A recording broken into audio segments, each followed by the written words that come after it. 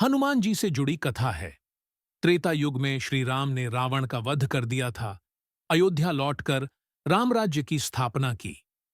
कुछ वर्षों के बाद जब श्री राम का अपने वैकुंठ धाम लौटने का समय आया, तो उन्हें चिंता हो रही थी कि मैं वैकुंठ धाम चले जाऊंगा तो यहां की देखरेख कौन करेगा, कौन मेरे भक्तों की रक्षा करेगा।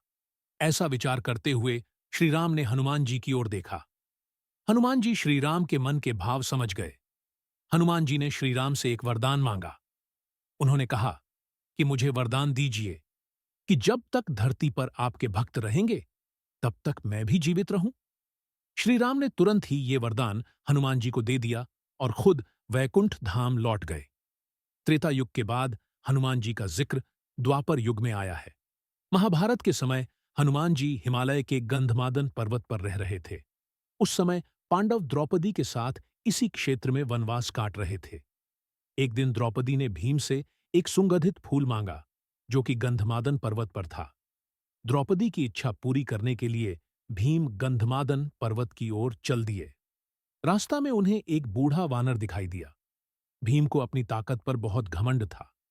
घमंड भरी आवाज ने भीम ने उस वानर से कहा कि रास्ते में से अपनी पूंछ हटाओ। वह बूढ़ा वानर कोई और नहीं बल्कि हनुमान जी ही थे। हनुमान जी समझ गए कि भीम को अपनी ताकत पर घमंड हो गया है। उन्होंने कहा कि तुम ही मेरी पूंछ हटा दो।